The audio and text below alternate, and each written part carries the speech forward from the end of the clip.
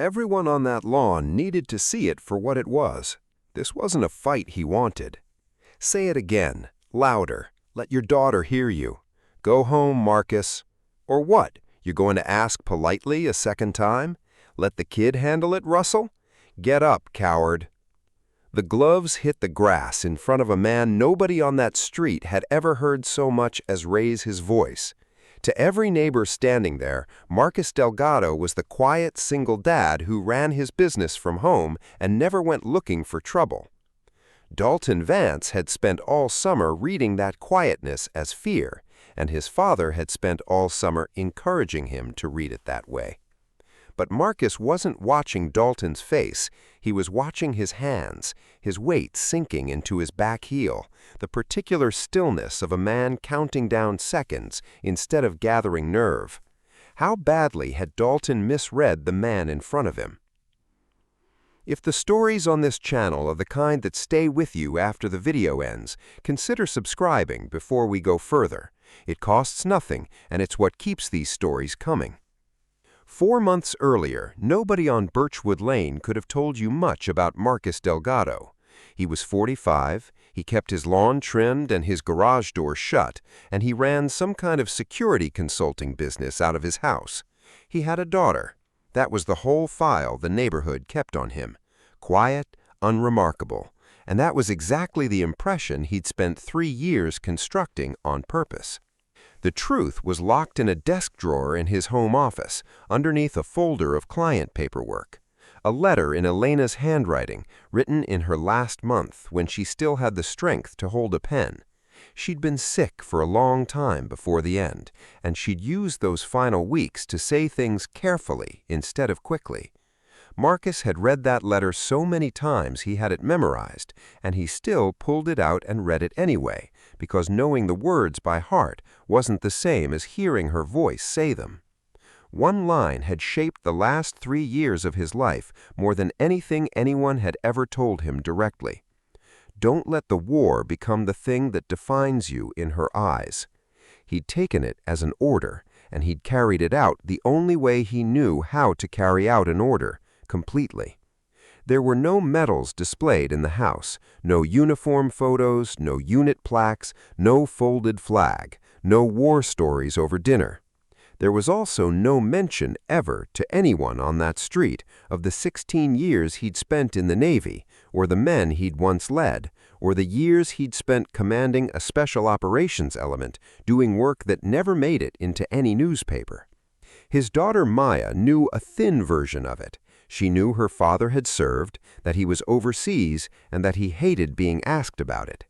By 16, she'd stopped asking, not because she'd lost interest, but because she'd learned what it cost him every time she did.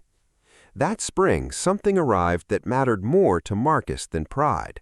A consulting contract with Summit Health to rebuild physical security across 4 regional hospital systems. 3 years, renewable. Not glamorous work, door access protocols, staff screening, lockdown procedures, but it would have paid Maya's entire tuition without a single loan application. The file sat in a plain folder on the corner of his desk because the final stage needed care. Summit ran full background verification on any consultant with unescorted facility access, and their policy was blunt. No unresolved legal or civil disputes involving the consultant, nothing filed, nothing pending. Marcus read that clause twice and thought nothing of it, because for 3 years he'd made sure there was nothing to find. The Birchwood family moved in during the first week of April. Russell Vance bought the big property to the east, a house that had sat unsold for 11 months over its price tag, and he paid for it in a way designed to make people talk. He developed commercial real estate, he sat on committees, he had the manner of a man who'd never needed to raise his voice because rooms tended to rearrange themselves before he had to. His son came with him. Dalton Vance was 22, a black belt in karate who'd also trained 6 years in Brazilian jiu-jitsu and won all 3 of his amateur MMA fights. The skill was real. That was the part people underestimated. He could move. He could read an opponent's body. By 22, he'd logged more mat hours than most men log in a lifetime.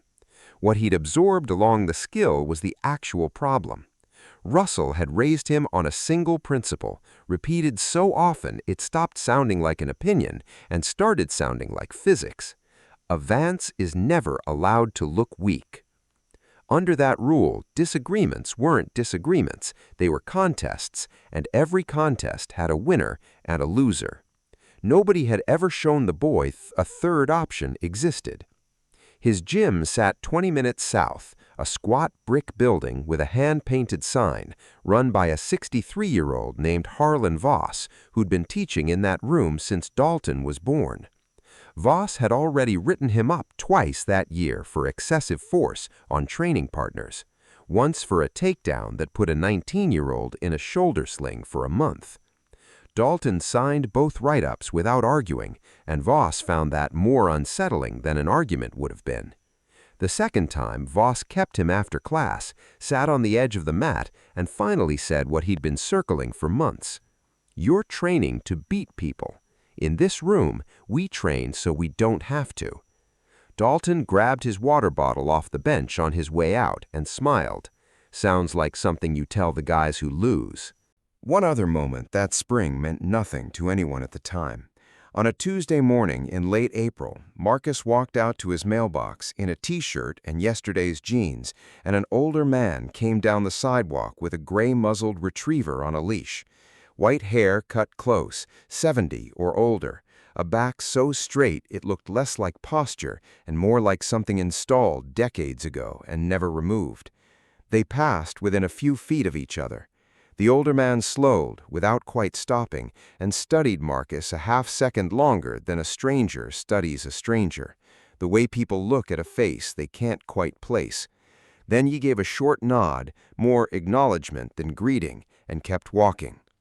Marcus grabbed his mail, went inside, and shut the door harder than it needed. He didn't go back outside that morning. A week later, Carol Whitfield from across the street mentioned, in passing, that the family at the end of the block had a relative staying with them for the summer, some uncle, recently retired, who didn't seem to know what to do with himself. Marcus said that was nice and went back to trimming his hedge, and the comment dissolved into the ordinary noise of a neighborhood in spring. The real trouble started on a Saturday afternoon in May. Maya was washing the sedan in the driveway, doors open, music loud enough to carry to the street, something she'd done most Saturdays for 2 years without complaint. Dalton crossed the property line in workout clothes and told her the noise was interfering with his training session. She kept scrubbing and told him he was welcome to close his own windows. What happened next took about 4 seconds. He reached through the open car door, turned the volume down himself, and when she came around the hood telling him to get out of her car, he picked her phone off the seat and threw it sidearm into the street. It skidded 12 feet and stopped face down near the storm drain. He never even looked at where it landed. He was watching her, waiting to see what she'd do about it. Marcus came out the front window with a mug in his hand for the last 30 seconds of it. He came down the driveway without hurrying and didn't go toward Dalton at all. He walked past both of them into the street, crouched, picked up the phone, checked the screen, and put it in his daughter's hands. Then he turned and looked at the young man for the first time. "Apologize to her, then get off my property." Dalton closed the gap to about 8 inches and used his 4 inches of height on him, a move that works on almost everyone. It didn't work here. Marcus didn't step back, didn't lean away, and the total absence of a reaction seemed to rattle Dalton more than a shove would have. He left eventually, laughing, telling a friend on the phone as he crossed the grass that the neighbor was a coward. That night at dinner, Maya said nothing at all, and her father noticed because in 3 years of eating alone together at that table, she had never once been the quiet one. He asked twice if she was okay. She said she was fine both times. Neither of them believed it. That was the first thing his silence cost him, how he looked in his daughter's eyes. Through the rest of May, the incidents arrived in small doses, music turned off, Trash cans moved, cars parked a few inches over the line. Then, in the first week of June, Dalton and 3 friends were kicking a soccer ball on the strip of grass between the properties, and the ball went into the lilac bushes along the fence. Instead of walking around them, one of the friends went straight through. By the time Marcus got outside, 3 of the 8 bushes were snapped off at the base. Elena had planted those in the second spring they owned the house. Marcus crossed the lawn and asked them to stop in the same flat voice he used for everything, which was probably what set it off. Dalton came over the low rail fence into the Delgado yard, grabbed a fistful of Marcus's shirt at the collar, and shoved him backward, the way a man shoves someone he's already decided can't do anything about it. Marcus's body answered before his judgment got a say. No punch, no kick, nothing that would leave a bruise anyone could photograph. Just a hand finding the outside of a wrist, a quarter turn of the hips, a redirection of weight, and the young man's structure simply stopped supporting him.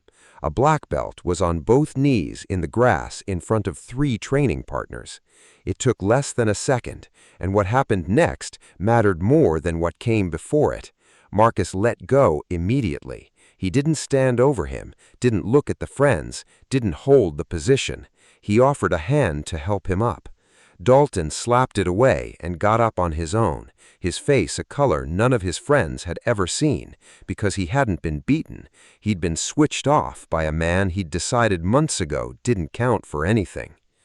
Russell came out the side door in time to see his son brushing grass off his knees, and he took his son's side inside of 10 seconds.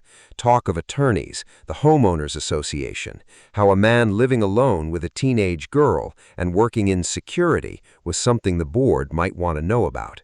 Marcus said nothing and went inside. That was the end of the daylight portion of it. The rest happened after dark in the Vance living room, and it did more damage than anything on the lawn. Russell stood at the window with a drink in his hand, looking at the fence line, while his son sat on the arm of the couch with a bag of ice on a wrist he didn't actually need. What Russell saw in his son's face wasn't injury, it was humiliation, and he'd spent 22 years teaching his boy that humiliation was the only wound that counted. "You understand what happens if it ends here," Russell said, without turning around. "Every person on this street will remember that he put you on your knees. That's the whole story. That's all anybody keeps." Dalton said he understood.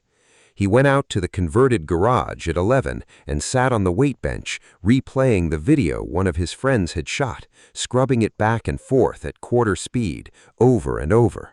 He wasn't watching himself go down. He was watching the 11 frames before that, where the hand closed on his wrist and the angle set. 15 years of training let him see what his friends couldn't. From that grip, with the elbow stacked the way it was, another 8 or 10 degrees of rotation, and the joint wouldn't have just sprained, it would have been gone. And the rotation had stopped exactly where a person only stops if he knows exactly where the edge is and has already decided not to cross it. He sat in that dark garage with the phone light on his face and couldn't make it fit anywhere. In the world his father had spent a lifetime describing, a man holding the advantage never declines to use it. There was no version of strong that looked like that. So he did the only thing available, closed the video, and told himself it had been a lucky grab, a cheap shot, something that wouldn't happen twice. The question stayed anyway, unanswered all summer, and it would be the last thing he ever said to Marcus Delgado. Russell didn't come back over the fence after that night. What arrived instead came through the mail slot and the HOA portal, one item at a time in the polished institutional language of a man who'd never needed to threaten anyone directly. A noise complaint about the driveway music.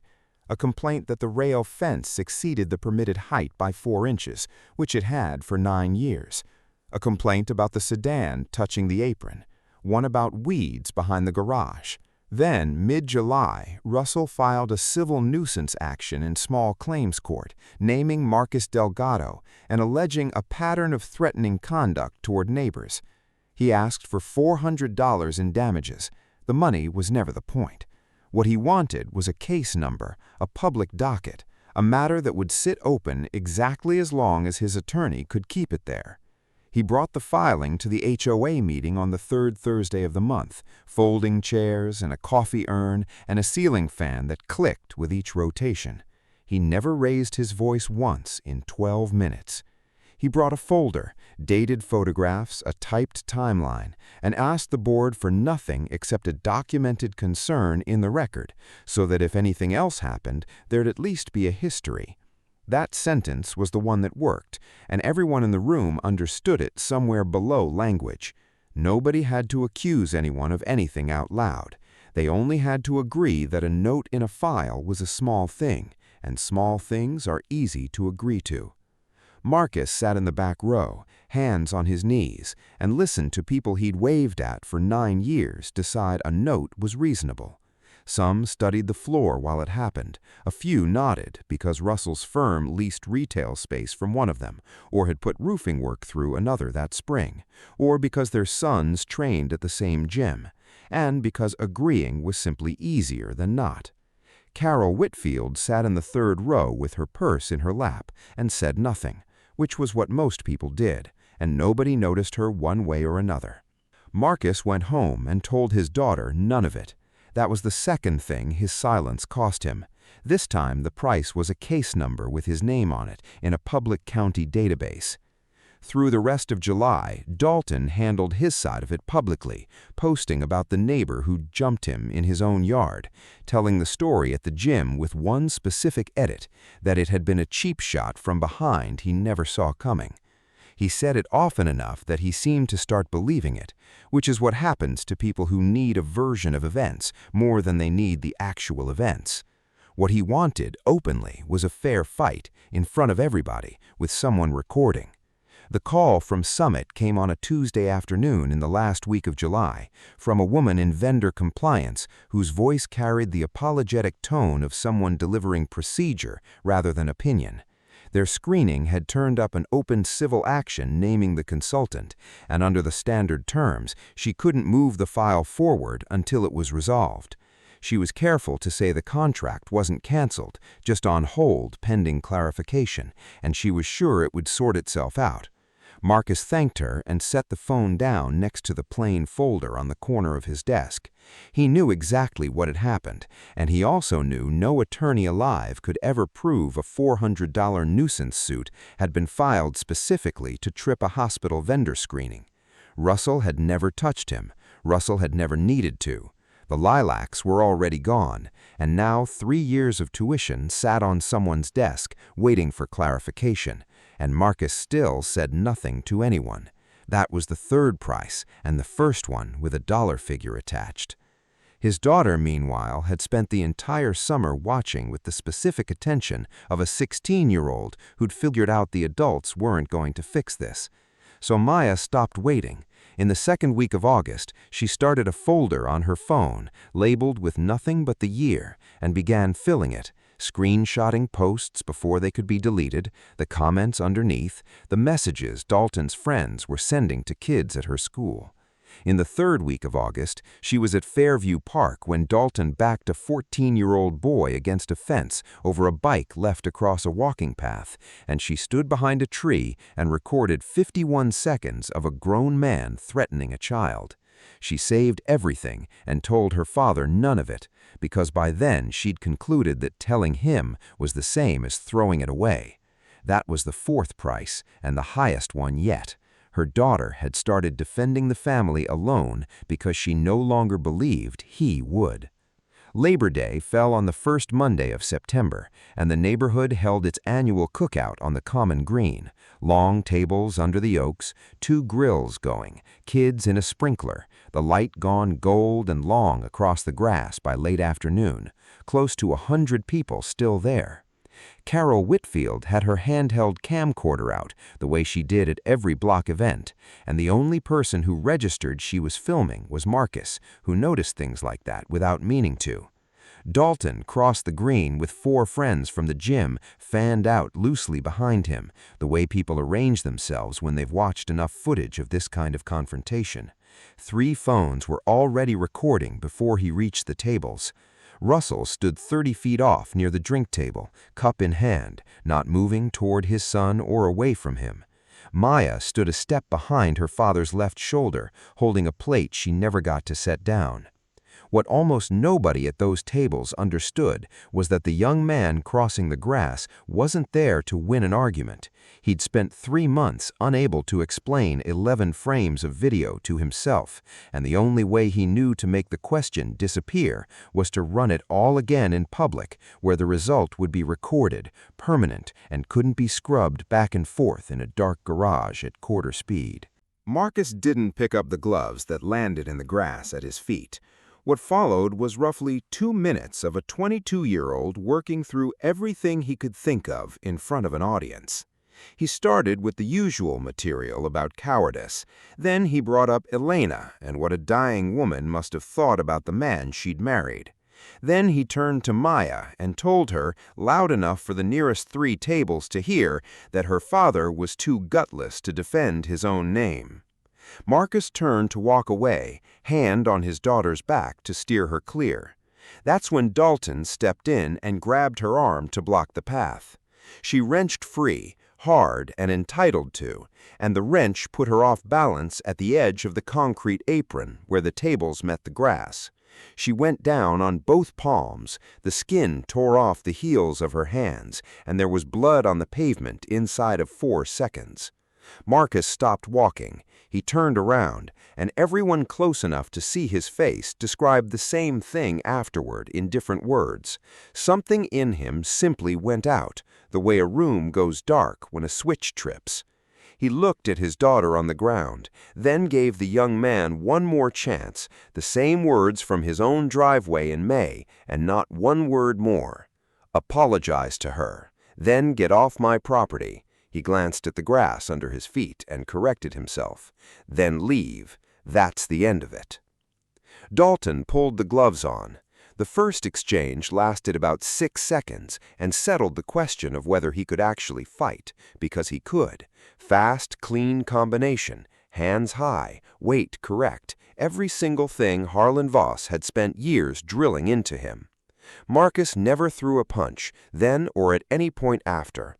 He slipped outside the line, shifted the angle by about a foot, and let the momentum carry Dalton 2 steps past where he expected to be. The crowd made a sound because he'd missed something that shouldn't have been missable. The second time, Dalton committed harder, and Marcus stepped into him instead of away, the one thing nobody trains you to expect. He took the elbow, redirected the hips, put him in the grass using nothing but the speed Dalton had brought with him. He didn't follow him down. He stepped back, hands open at his sides.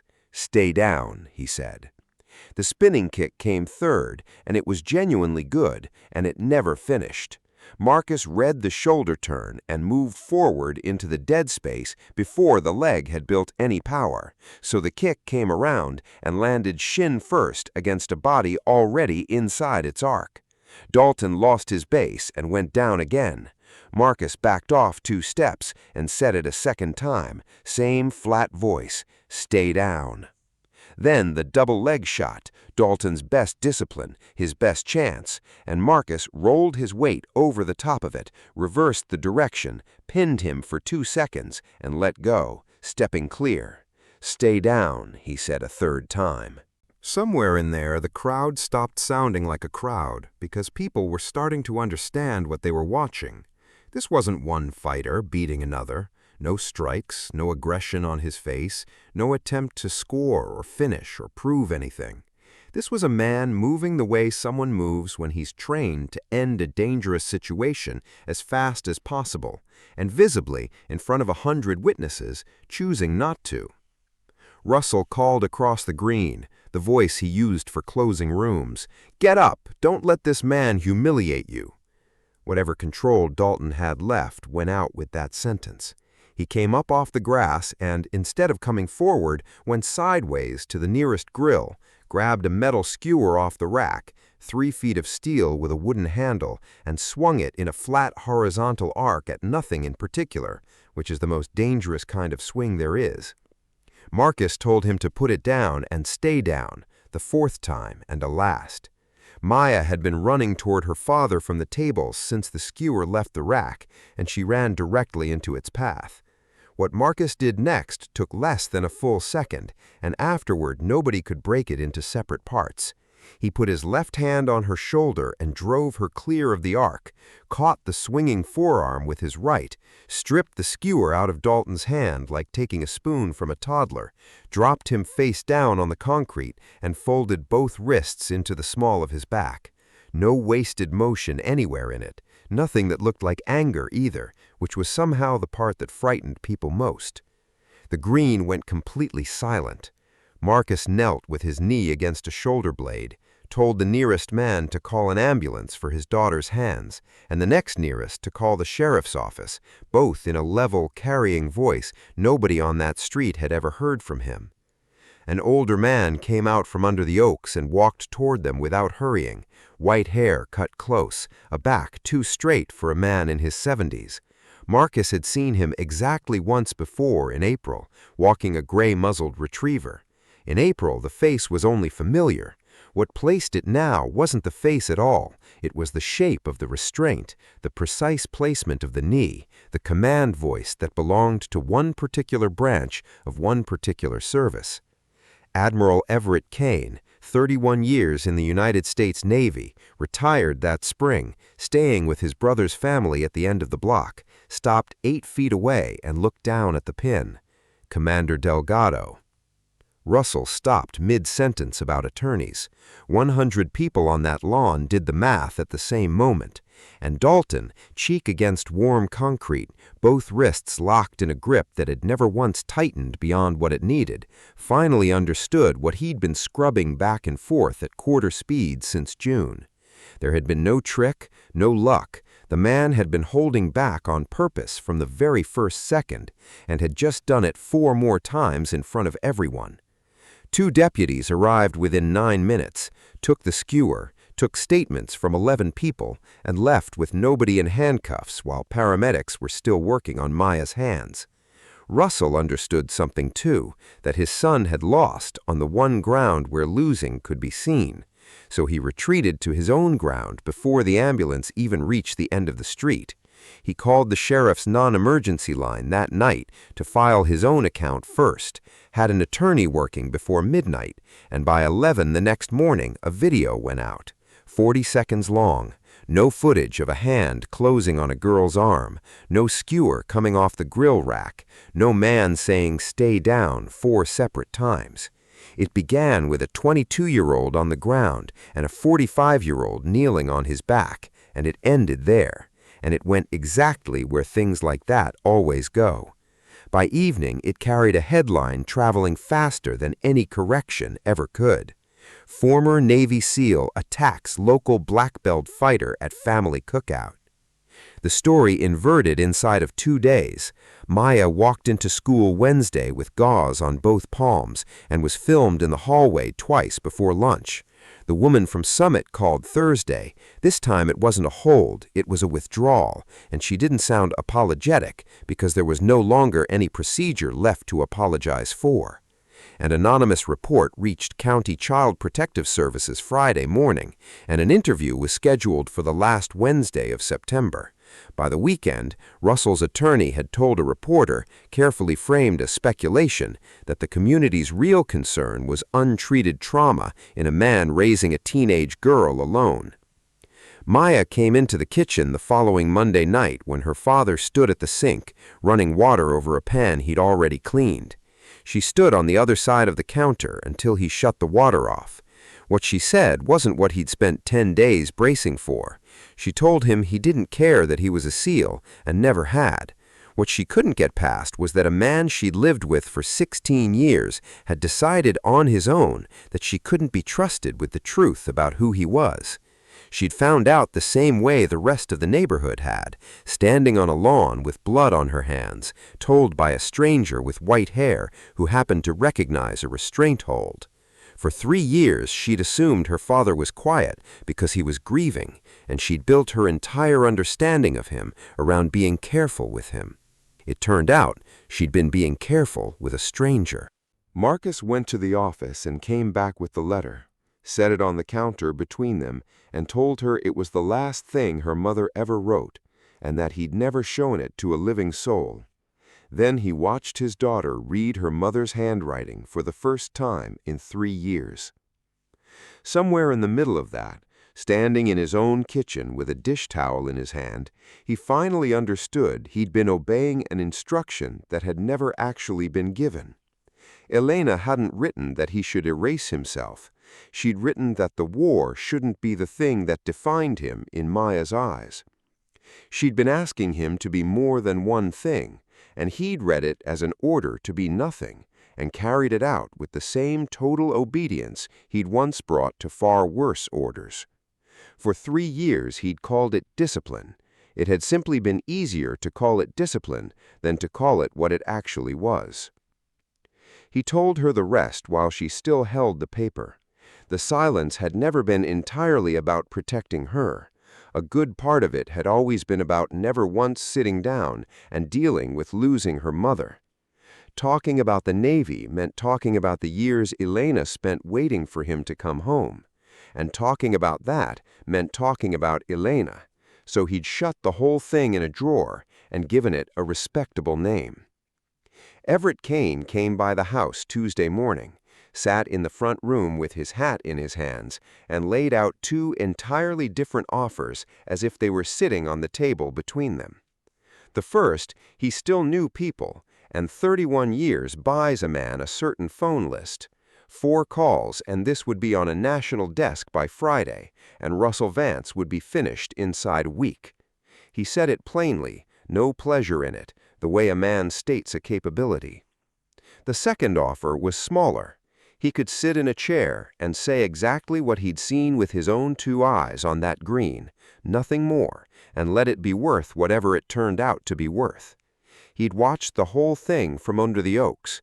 He'd heard the man tell the boy to stay down 4 separate times, and he had a fairly precise idea of what someone with that training could have done to a 22-year-old, and had chosen not to. Marcus turned down the first offer. "If I win it that way," he said, "then all this ever was is a man with better connections beating a man with more money, and my daughter learns exactly the lesson Russell Vance has been teaching his son since the boy could walk. I'd rather lose the contract than teach her that." What he chose instead was the slow version: evidence, witnesses, the truth, and nothing else on the scale, which left the problem of Carol Whitfield.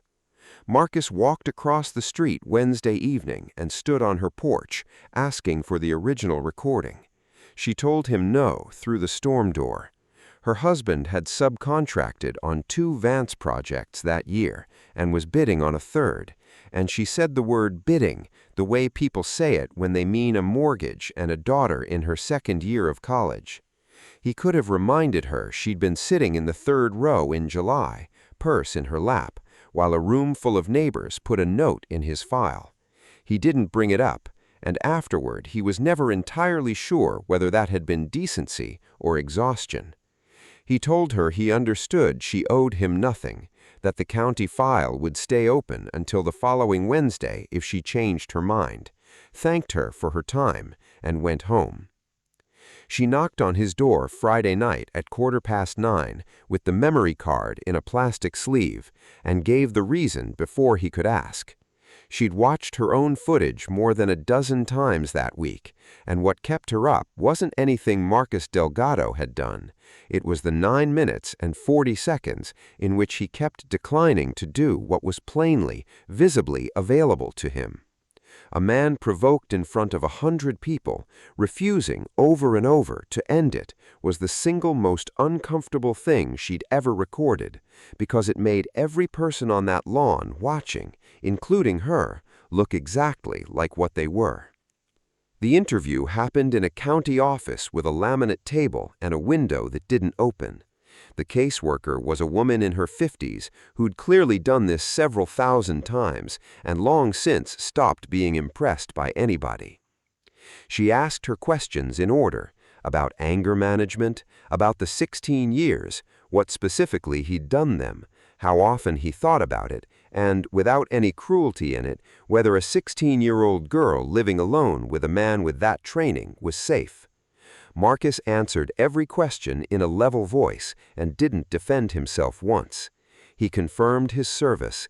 He confirmed what he'd done on the green. When she asked whether he'd lost control at any point that afternoon, he told her that if he had, the young man wouldn't have walked away. Not a boast, just the entire reason he'd spent 30 years learning not to. Then Maya asked if she could say something, and the caseworker set down her pen. Maya put her phone on the laminate, opened the folder she'd been building alone since August, and went through it in order, the way her father would have. The posts, the comments, the messages to kids at her school, the 51 seconds from behind a tree at Fairview Park. She said she'd built it all herself over 3 weeks without telling her father, because at the time she hadn't believed he'd do anything with it. She said she'd been angry at him for that, and still was, and then she told the woman across the table the thing that ended the interview. She said, "I've lived with him for 16 years. In 16 years, I've never once had to wonder whether he was about to hurt somebody, not even on the one afternoon when everybody watching would have understood it if he did." Carol Whitfield's original went to the county and the sheriff's office that same week, all 9 minutes and 40 seconds, uncut. Everett Kane gave his statement and kept it exactly to what he'd seen. Harlan Voss, who'd been sitting on 2 signed write-ups since spring, drove them over himself after watching the unedited video twice in his office with the door shut. The story turned over completely inside of 9 days. Dalton Vance was charged with assault with a deadly weapon.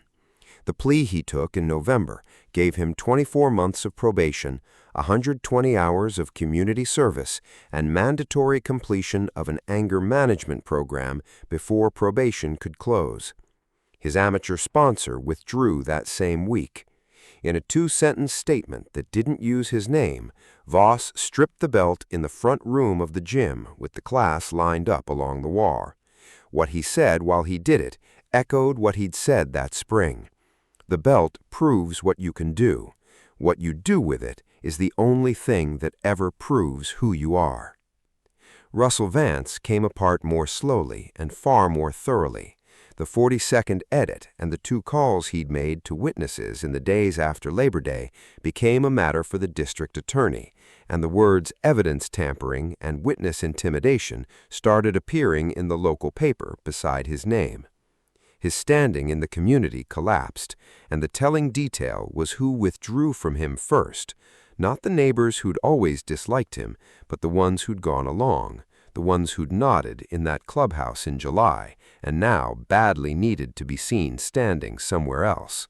The nuisance suit was dismissed in October, and the house went on the market by the end of the month. The county closed its file the first week of November. Summit called 11 days later and reinstated the contract with a January start date. Maya read the email over her father's shoulder and said it was the first time all year she'd watched him get something back instead of lose it. None of that was what he would have called the victory.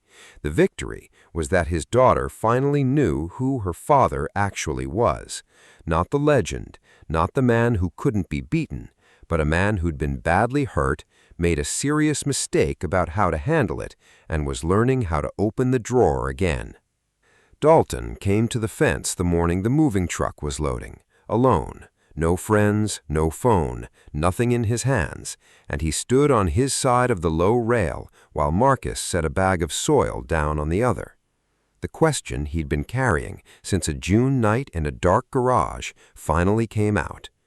"You could have broken my wrist that day in the yard, and both times on the concrete."